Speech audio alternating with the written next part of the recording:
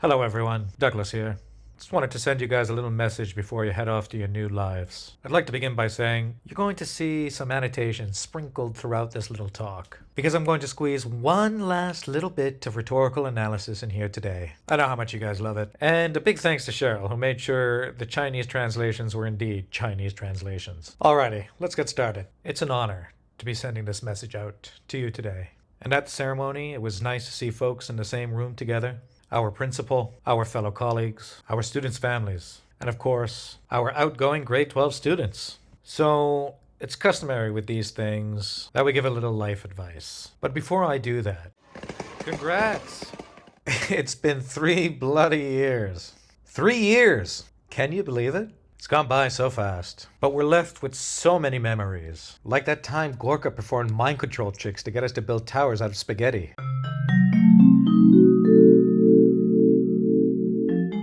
Or like that time a bunch of you guys started hanging out with mannequins.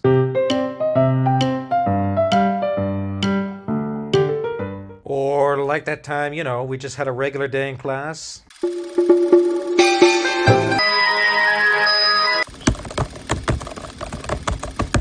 Three years. That's a long time. You form strong bonds with people in that amount of time.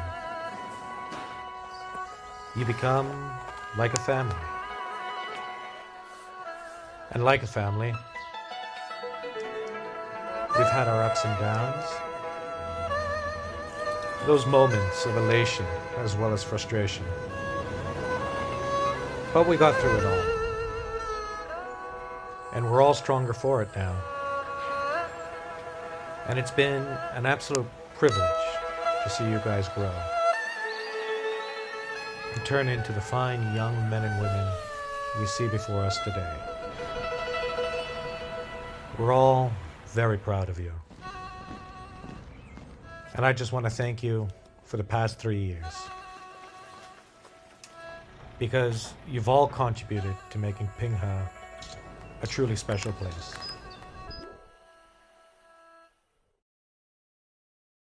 Alrighty, let's get to the life advice bit. It's advice I took from the incredible Stephen Kotkin.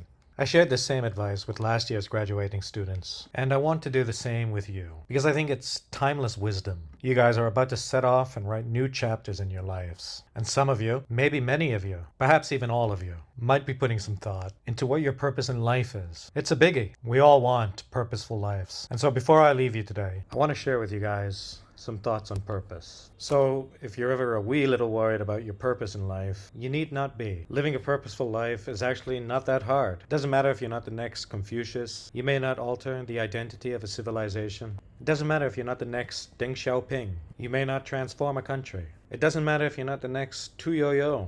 You may not make life-changing discoveries. But whatever you do, and wherever you are, you're going to be in an environment with other people. And you can affect those people in a positive way. So look to have a positive impact on other people's lives. This can be through the work you do.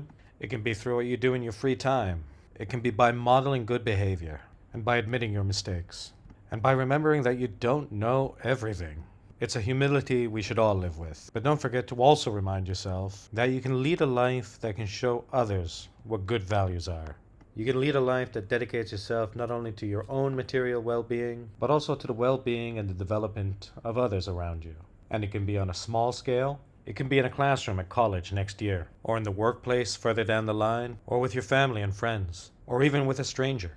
Living a life with purpose can be done by any and all of us. And also remember that having a positive impact, even on just one other person, gives way more meaning to your own life and is deeply satisfying. Way more satisfying than the attention you might get on social media or any awards you might claim in the future. Those things are fine and you should enjoy them. But just remember, it's not hard to have a purposeful life. All the best, graduating class 2023.